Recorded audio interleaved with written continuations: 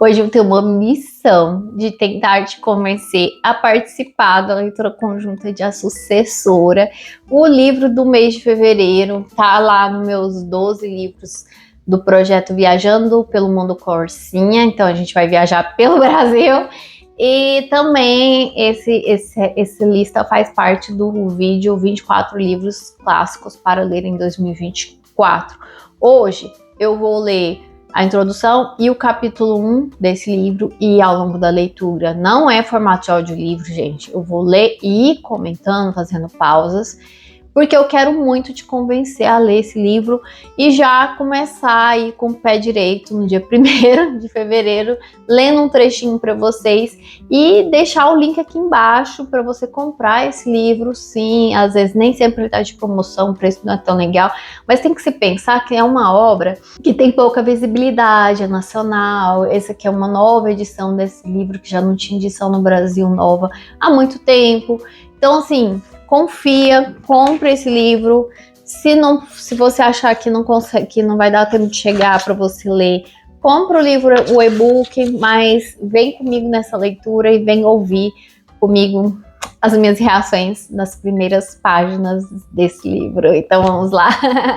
Olá, tudo bem? Eu sou a Úrsula e neste canal eu compartilho a minha jornada pelo universo dos livros. Então, muito obrigada por visitar o meu cantinho. Já se inscreve, ativa as notificações para não perder novos conteúdos. Curte o vídeo logo no início para me ajudar na divulgação. Compartilha com os amigos.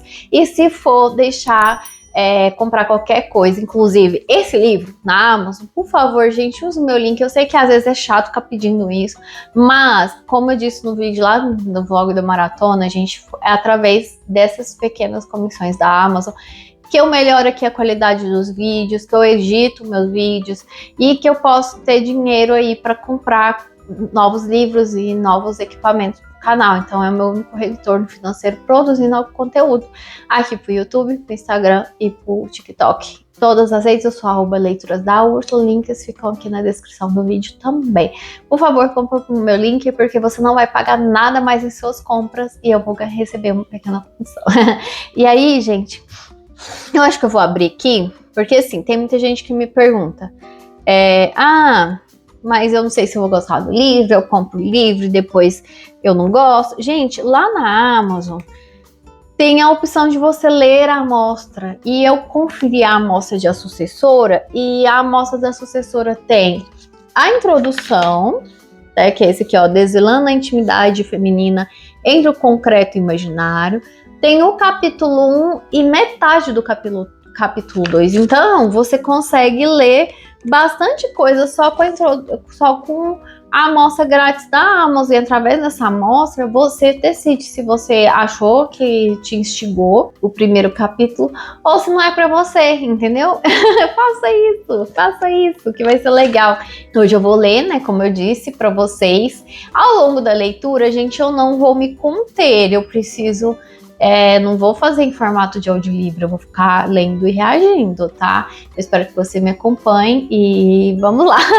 Porque, e se você quer saber mais do cronograma, eu vou trazer o vídeo em formato de estreia na última quinta-feira de fevereiro, e a gente pode ir discutindo pontos legais da leitura lá no Clube da Ursinha. E aí eu vou criar um grupo para discussão de A Sucessora. E vai ter o cronograma também, que deve estar disponível lá no clube e na aba comunidade. Porque fala, eu não quero entrar em clube, eu não quero entrar no Telegram. Na aba comunidade aqui do YouTube, tem essas opções, eu posto imagens, posto avisos aqui para vocês, e lá vai ficar o cronograma também de leitura. Você pode acompanhar só pelo YouTube, se você é essa pessoa que não quer acompanhar pelo Telegram, tá? Então vamos lá. Desvelando a intimidade feminina entre o concreto e o imaginário. Alguns anos após seu lançamento, em 1934, o romance A Sucessora da fluminense Carolina Babuco provocou um escândalo nos meios editoriais, graças à semelhança de sua história com Rebecca, a Mulher Inesquecível. Filme dirigido por Alfred Hitchcock, estrelado por Joan Fontaine, Laurence Olivier e Judith Anderson, e vencedor do Oscar de melhor filme de 1941. estava deflagrada uma polêmica em torno do romance da autora inglesa Daphne du Maurier, publicado em 1938, no qual o roteiro do filme foi baseado. Álvaro Lins, crítico de grande importância, em sua coluna do jornal Correio da Manhã, reconheceu a semelhança absoluta das histórias, que tem como eixo central o instigante tema de uma mulher que, casada com um rico viúvo, vive assombrada pelo fantasma da primeira esposa do marido. A autora do romance Rebeca havia plagiado o original brasileiro. O assunto voltaria à baila em 1978, por ocasião do lançamento de A Sucessora como telenovela produzida pela TV Globo. Com primorosa adaptação de Manuel Carlos, profundo conhecedor da alma feminina, foi protagonizada por Suzana Vieira. Nossa, eu nunca assisti essa adaptação aí para a televisão, tá, gente? Rubens de Falco e Natália Timberg, sob a direção de Erval Rossano e Gracindo Júnior. A polêmica rendeu matéria no programa Fantástico, o Show da Vida da TV Globo, exibido em 8 de outubro de 1978, um dia antes da estreia da novela. Na entrevista, porém, Carolina Nabuco, então com 88 anos, preferiu esquivar-se do conflito.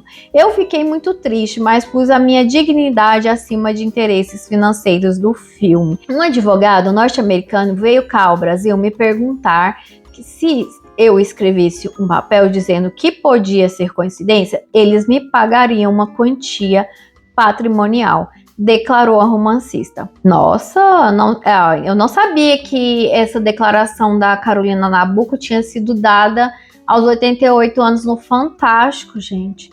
Inserido na segunda geração modernista, a chamada geração de 30 é da mesma geração de José Lins do Rego e João Guimarães Rosa. O romance de Carolina Nabuco atendia com precisão literária e estética à fase de concretização e afirmação de novos valores sociais, fase esta que se dividia entre temas regionalistas e composição de caráter intimista.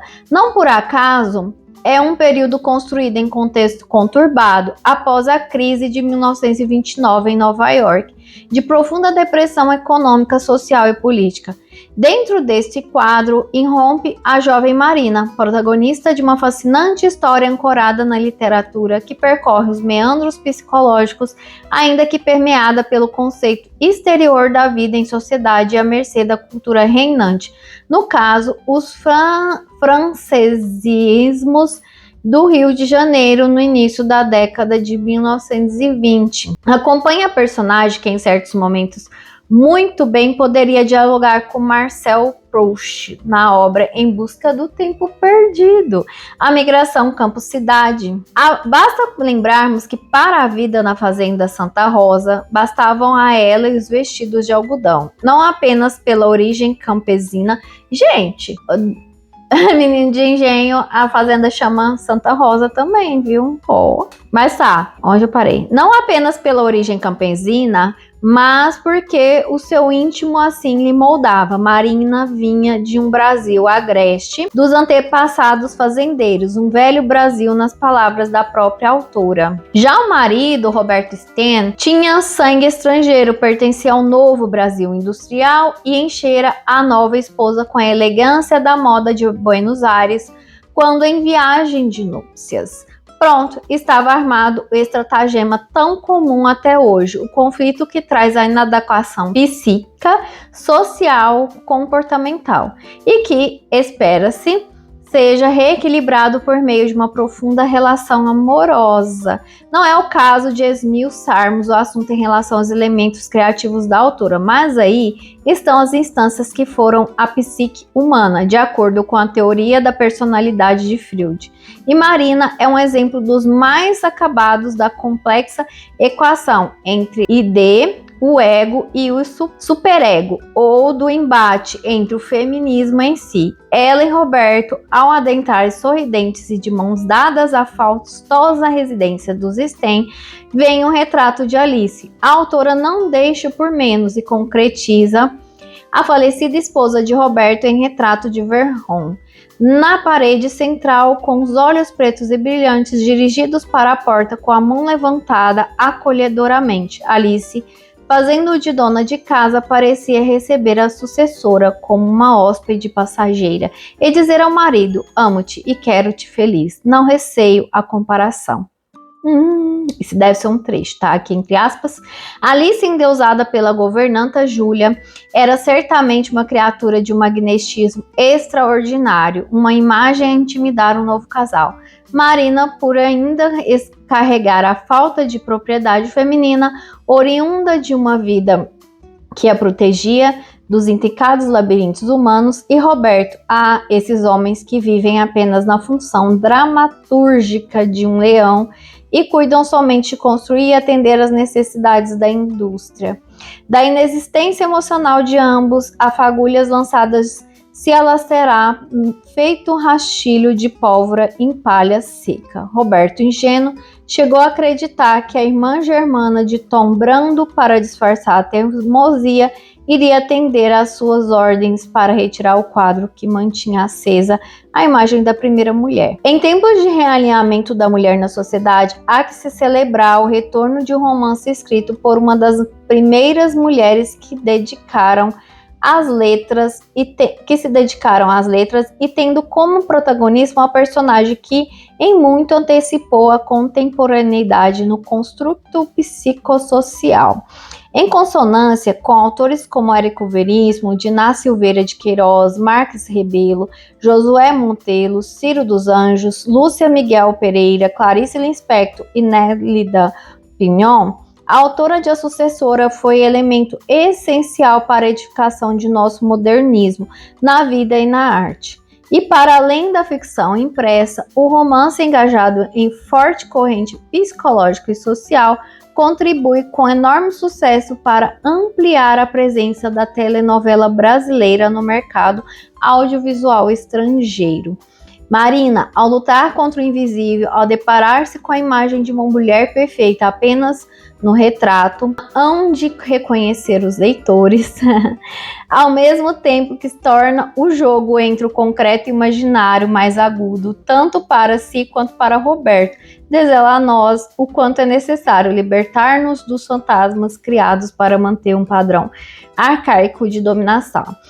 Em sua coragem para ultrapassar esse concreto imaginário e alcançar a maturidade plena, após percorrer com o marido os intricados e obscuros labirintos da psique humana, certamente reside um dos maiores trunfos dessa universal história contada por Carolina Nabuco.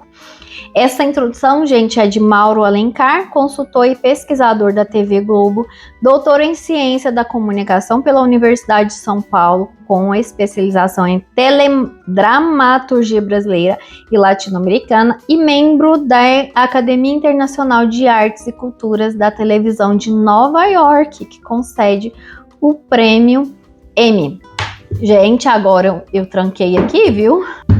Eu fiquei com medo de continuar lendo essa introdução e ela dar muitos spoilers pra gente da história, mas não, ela deu um vislumbre aqui, né? Então vocês já entenderam até agora que a Marina vai casar com o Roberto. Esse Roberto já tinha sido casado com a Alice, que faleceu. E eles vão encontrar um quadro nessa casa. E agora, só nesse comecinho eu já vi muitas semelhanças com Rebeca, tá?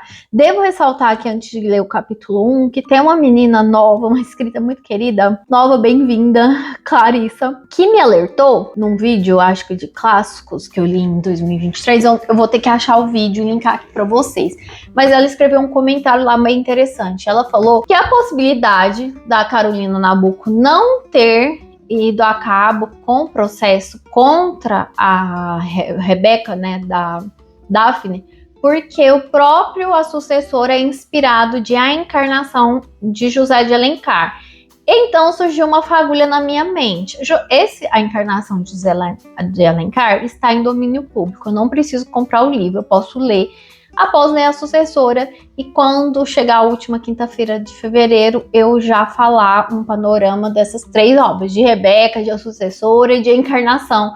Então, muito obrigada, Clarice, por me alertar, né, dessa informação aí extra, nas fofocas por trás da sucessora, porque isso vai enriquecer aqui a nossa discussão. Sugiro, deu um chute aqui, né, no tripé, sugiro que você faça o mesmo, se for possível para sua realidade, além de ler a sucessora, ler a Encarnação de José de Alencar. Eu acho que facilmente dá para encontrar a Encarnação aí de forma gratuita, tá, gente? O audiolivro, eu vou procurar e se eu achar, eu deixo linkado aqui abaixo também como você pode conseguir. Então vamos ao capítulo 1. A volta ao Rio, o encostar do grande transatlântico, os primeiros passos em terra firme, entre a escada de bordo e a limousine que os esperava.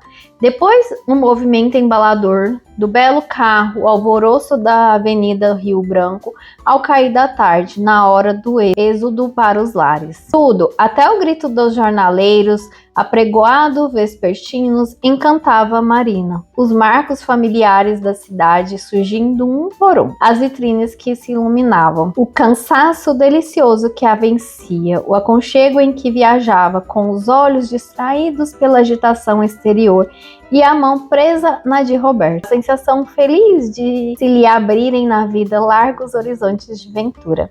E de repente, ante seus olhos, o cenário da Bahia empolgante e real, as luzes acendendo-se, desenhando os contornos da cidade, enfeitando-lhe os morros como joias. O deslizar pela Avenida Beira-Mar, a rua Paissandu, com a ala dupla de palmeiras enfileirando-se contra o céu crepuscular. A casa, o olhar de Roberto, brilhante de expectativa, virando-se para Marina, procurando-lhe correr sua primeira impressão, gozar do seu prazer. Marina contava com este aspecto de palácio, mas não como com as orlas de palmeiras do jardim, desdobrando as da rua, velhas e nobres como aquelas. Foi para ela sua primeira curiosidade. Ao apear, não ergueu os olhos para o palacete ostentoso, mas para as folhas luzidias das copas verdes, balouçando-se muito alto. Nossa, eu tô achando muito linda a escrita da Carolina. Ouviu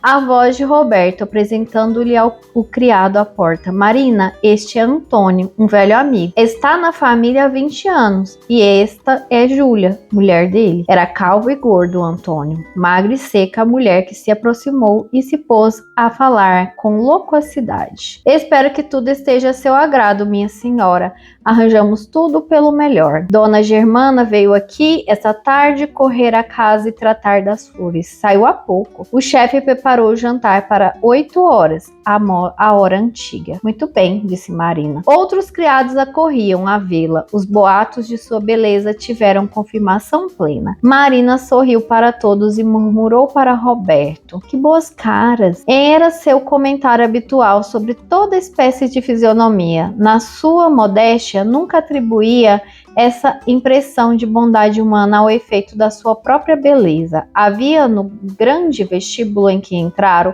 altos ramos de lírios e de rosas. Marina, com uma exclamação, dirigiu-se a eles. Roberto chamou sua atenção para outras flores mais raras, uns enormes crisântemos de estufa, mas ela os achou inverossímeis e frios. Para que observasse a casa, Roberto teve de lhe perguntar se lhe agradava. Então, gostas da tua casa? Indagou. Marina levantou das flores para o marido os olhos carinhosos. Caíram por acaso num espelho e ela ajustou maquinalmente o chapéu, depois tirou. Apareceram os cabelos castanhos, enquadrando o rosto, que era de uma extraordinária mobilidade, refletindo as mais leves emoções nos pequeninos nervos da boca, das narinas, das faces, na linha flexível das sobrancelhas, nas luzes e sombras dos imensos olhos verdes. Marina tem olhos verdes. Ó, um chapéu aqui bem no cantinho do livro. Estranhava ainda nos espelhos a imagem elegantíssima da jovem senhora casada há um mês e que sua mãe desconheceria.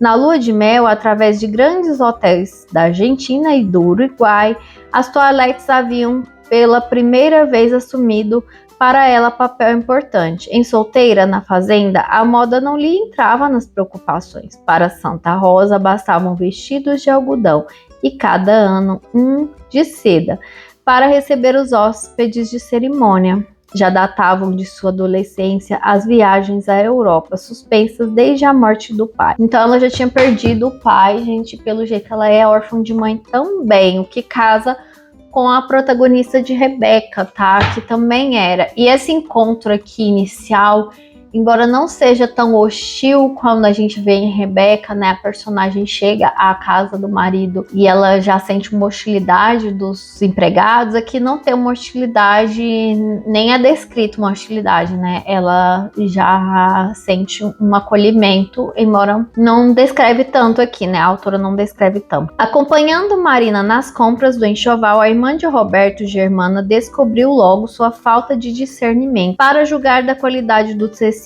ou da perícia do corte. Passou a decidir ela mesma nas lojas com consultas perfunctórias. Uau! A Marina com visível desdém pelo seu gosto moço e tropical, ainda inconsciente dos efeitos sutis. Em Buenos Aires, na viagem de núpcias, Roberto cumulou-a desnecessariamente de novos vestidos comprados por falta de melhor ocupação e porque as lojas eram tentadoras nos passeios sem destino entre estranhos. Agora, em tudo que Marina usava, as cores eram mais neutras, as sedas eram mais pesadas, as linhas eram mais simples do que lhe agradaria que fossem, mas submetia-se sem protesto ao gosto experiente do marido e da cunhada. Nem Rebeca. Eu tô fazendo comparações para vocês entenderem. Também o marido, né, que é muito mais velho que a protagonista, tem uma irmã que fica dando pitaco, tá? Só que no caso é diferente, mas ao mesmo tempo tem esse ponto também, tá? E eu não tô dando spoilers não, porque a gente vê isso logo nos 2 primeiros capítulos, tá? De Rebeca. Do espelho, Marina virou-se enfim para casa. Jubilosamente, Roberto esperava-lhe o juízo. Sentia-se segura, apoiado nos comentários que ouvira sempre de visitantes, apoiado no gosto de Alice, sua primeira mulher, que montara este seu lar com carinho e com uma larga parcela da fortuna do marido. Mas Marina vinha de outro meio. O Brasil dela era o velho Brasil, agreste dos antepassados fazendeiros. Roberto tinha sangue estrangeiro, tinha avós vindos de Flandres, imigrantes de terceira classe. Os de Marina haviam sido por muitas gerações proprietários de Santa Rosa, a fazenda mais antiga do estado do Rio. Eram donos de toda a terra que divisavam das janelas da grande casa colonial, alegre, de azulejos, a casa solarenga em que Marina nascera e que pertencia por herança à sua mãe.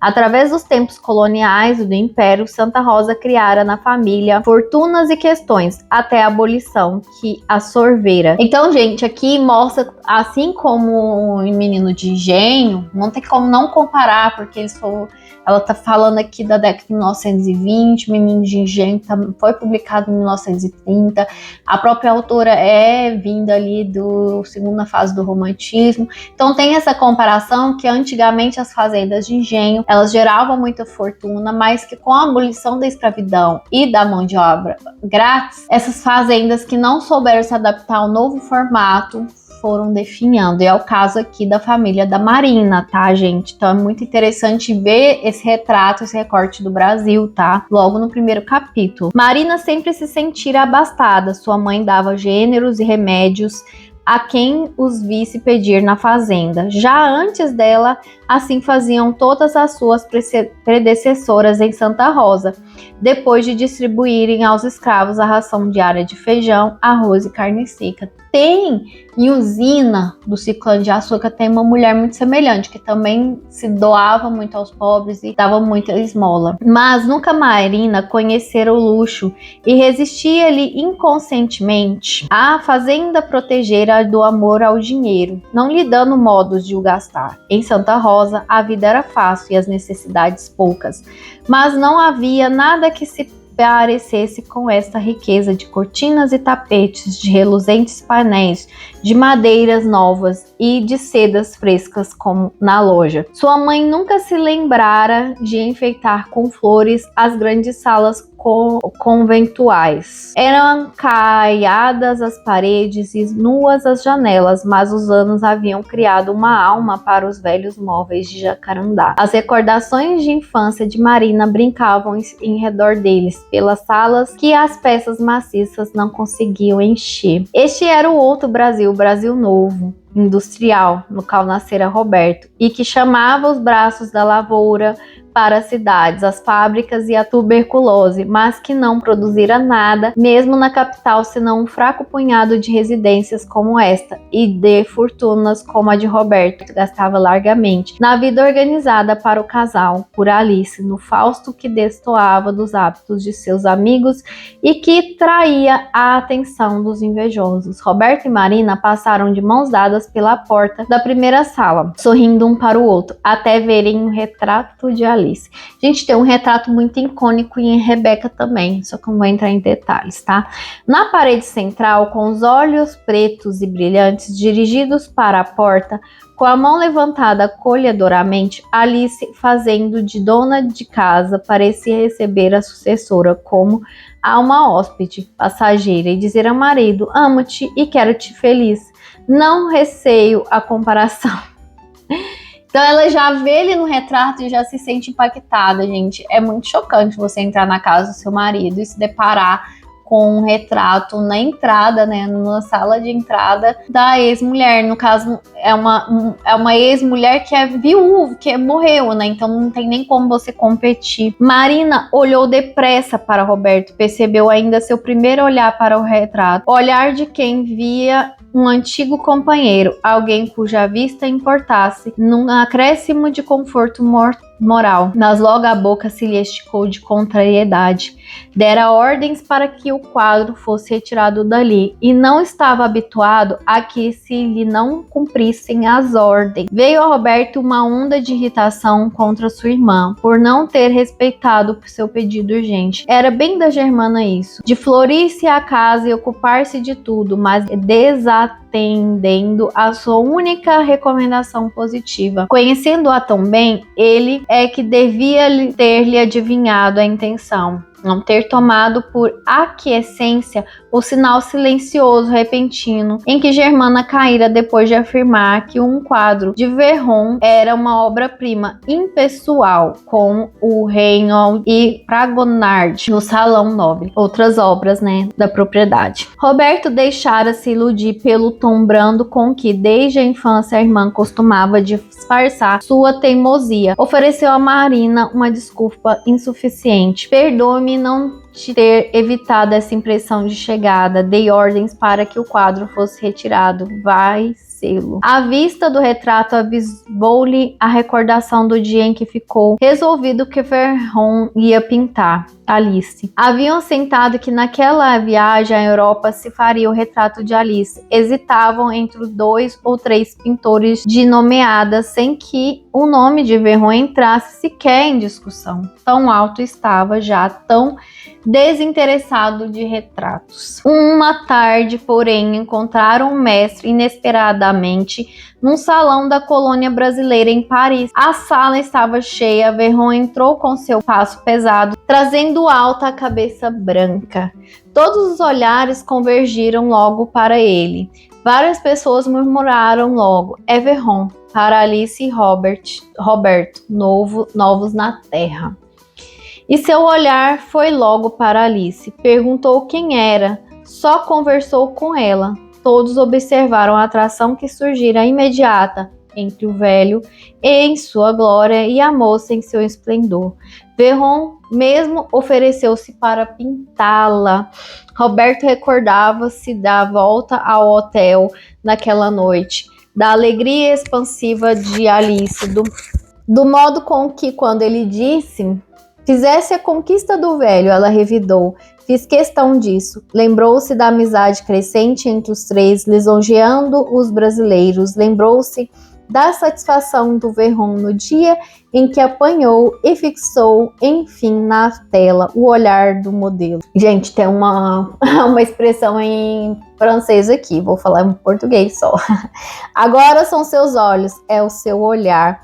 Lembrou-se da indiferença olímpica aos elogios e do dia em que, frente ao retrato, resmungou satisfeito. Vê-se que não é um retrato encomendado. Quando o pensamento de Roberto tornou a Marina, encontrou ao seu lado, a mão mais fria ainda na sua, o olhar no retrato, os lábios murmurando uma pergunta. É ela, naturalmente, não é? Eu queria muito ver um bom retrato dela. Sempre que se referia a Alice, Marina dizia ela. Não se julgava autorizada a chamá-la pelo nome. E tem uma questão com o nome aqui que acontece em Rebeca também, né? Porque a nossa protagonista não tem nome, só a Rebeca. E tem a questão que a mulher falecida, a primeira mulher do marido, né, em Rebeca, também a Rebeca era uma mulher magnetizadora, né? Ela atraía pessoas ao redor dela. Ela era encantadora. E a gente percebe que a Alice era uma mulher muito encantadora também, já que ela convence, só com seu olhar e seu sorriso, um grande artista a pintá-la, né? Por escolha própria. Sempre que se referia a Alice, Marina dizia ela. Não se julgava autorizada a chamá-la pelo nome com uma intimidade que nunca existira. Uma vez dissera a Roberto, tua mulher, mas ele corrigiu logo, minha mulher és tu. Parados em frente ao retrato de Alice, contemplaram-no constrangidos. Sim, é Alice, respondeu Roberto, por Vermont. E ele mesmo me disse que nunca fez obra melhor. Marina repetia o nome glorioso, Verron, e contemplava o quadro, medusada e contrafeita. Comentou, é impressionante. Devia ser Alice viva, os olhos viam, penetravam o pensamento, olhavam o mundo como se fosse seu para conquistar, para governar. A boca palpitava, ia falar, o corpo também ia mover-se. O veludo do vestido reluzia quase tão finamente quanto o do manto de Marina. O colar de pérolas era o mesmo que ela trazia no pescoço. Roberto percebeu este pormenor, verificando aflitivamente sua falta de tato, e pensou: eu devia pelo menos ter mudado o fecho. Onde foi feito? Perguntou Marina. Em Paris, antes da guerra. Roberto não acrescentou bons tempos, mas Marina captou-lhe as palavras no pensamento. Sua alegria fugiu-se logo. Lembrou-se de uma frase que ouvira sobre Alice. Nunca esquecia nada que lhe dissesse respeito. Era uma criatura de magnetismo extraordinário, que eu acabei de falar. Que a Rebeca tinha um magnetismo. Ai, meu Deus, tem umas semelhanças.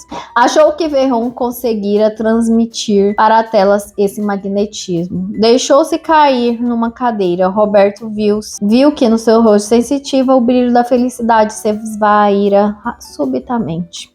Já sabia por experiência que agora só voltaria com 1000 cuidados seus. Marina tinha dessas mudanças repentinas, sumida na cadeira ampla, parecia até ter diminuído de volume, de tão murcha e inerte que estava. De sua elegância de figurino parisiense, nada parecia restar, senão um trapo sem alma, um vestido abandonado na cadeira.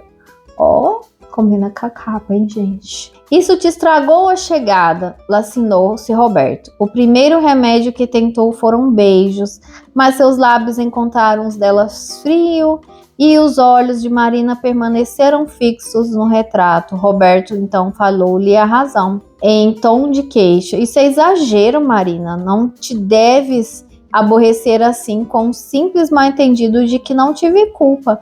Por fim, recorreu a palavras de consolo, humildes e contritas. Ela ouvia com os olhos meigos sobre o rosto do marido, deixando-se embalar pela sua voz, mas guardando silêncio, deixando vazias as pausas entre cada frase de Roberto. Não deves deixar coisa alguma estragar a tua entrada nesta casa, nossa casa. Amanhã o retrato não estará mais aí. Irá para qualquer canto, até joga-se fora se quiseres. Ciúme de um retrato, Marina? Alice, coitadinha, é só uma pintura. Tu é que és minha vida. Esta parede vai ser tua. Vai ter um retrato teu. Quando encontrarmos um pintor digno, hás de pousar no parque com o sol nos teus cabelos. És uma mulher de ar livre. Minha fazendeirinha, dizes que me perdoas, dizes qualquer coisa. Nas pausas, Marina parecia ouvir coisas um pouco diferentes do que Roberto estavas a dizer. Continuava a captar-lhe os pensamentos. Entre as frases de Roberto intercalava outras que ele não dizia, frases menos ternas, mais sensatas, de outro teor. Então ela começa a imaginar. E a protagonista de Rebeca também pensa muita coisa, imagina muita coisa, gente. Bem sei que este choque foi para ti irremediável e também que não é brincadeira suceder a Alice, mas quero fingir que não, que são seus nervos, que não foi nada. O retrato sai sim, mas vai para outra sala, para um lugar menos importante. Jogar fora? Nunca. Tu queimarias sem remorso, mas és uma selvagenzinha. Vale uma fortuna esse quadro aqui na cidade. Respeita-se o dinheiro. Eu também respeito, e não estou mais em idade de mudar. Tu é que mudarás, porque viestes para o meu meio. A fazenda ficou lá. Quero teu retrato feito no parque, ouvistes? Para evitarmos comparações. Assim fica outro gênero. Não quero comparações em que percas. Nunca foi fácil medir-se com a Alice. Sim, amei-a muito. Não sei se mais ou se menos. Nem quero aprofundar. Em todo caso, tu és o presente. Esta é a maior das vantagens. Olha o rico fundo de tapeçarias e o serviço de chá a seu lado, as peças que hoje estão na sala de jantar. Tudo nesta casa foi dela. Pensas que a vida de Alice estava nessas coisas de luxo? Não, eu era sua vida, eu mais que tudo. Nossa, olha os pensamentos dela.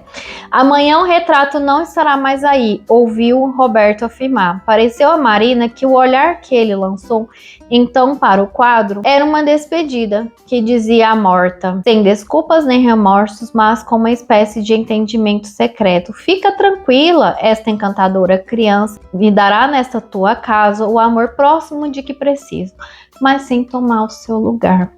E o retrato parecia responder: sei disso tudo muito bem, só quero que sejas feliz. De repente, a voz de Marina investiu contra o silêncio, vivo como uma espada para debelá-lo. Roberto, meu marido, estou muito nervosa hoje, mas não quero ser injusta contigo nem por pensamento. Então não fiques aí cismando, ainda não vistes a casa. Vamos corrê-la antes de jantar, a casa não me interessa muito, disse. E logo, arrependida da franqueza, amendou-se. Estou cansada, calou sua opinião definitiva. Tudo é muito ostentoso. É casa para mostrar-se a gente, não é casa para se viver. Então percorremos amanhã, mas levanta daí, anda. Puxou-a pela mão e ela pôs-se de pé, ainda em frente ao retrato. Há uma coisa que ela nos quer dizer, murmurou Marina, interrogando a imagem com olhos dilatados. Roberto assustou-se, mas fingiu que gracejava. Isso é espiritismo? Perguntou. Séria, Marina respondeu. Espiritismo? Deus me livre, sou católica. Então não penses mais neste infeliz retrato, nessas bobagens. Como é que um retrato poderia te dizer alguma coisa? Quer sim, mas não percebo. Subitamente sua perplexidade passou, o rosto serenou como se visse o que procurava, mas permaneceu pálido, abatido. Agora sim, disse Marina, olhando sempre para o retrato. Tinha a mão esquerda presa na do marido, levantou-se lentamente, a destra num gesto de sonâmbula, os dedos rígidos, disse uma só palavra, prometo. Depois, dando por fim o episódio, recobrando a naturalidade, explicou a Roberto. Ela quer que eu te faça feliz. Roberto explodiu num grande riso de alívio. Ah, isto quer. Quem te garante sou eu, e vamos ser mesmo muito felizes. Temos todos os motivos. Seu riso comunicativo prolongou-se conscientemente, varrendo sombras e espiritismo com seu fragor sadio, concreto, real. Tinha horror a tudo que não fosse claro, racional, perceptível, aos sentidos. Respondendo a seu sorriso de comando, o de Marina veio, inundando-lhe radiosamente os olhos, o rosto. Os lábios aqueceram-se-lhe. Correu com Roberto a casa toda, e nos espelhos sucessivos viu-se como antes, jovem e feliz. Ui! Gente, eu tava aqui quase desfalecida para ler. Que romance intenso. Eu já gostei muito da escrita da Carolina, já vi muitas semelhanças que eu fui comentando aí, gente. Em um capítulo, eu tava lendo por ali que tava mais fácil para mim, gente, ó. Então a gente leu só isso aqui e já entregou muita coisa.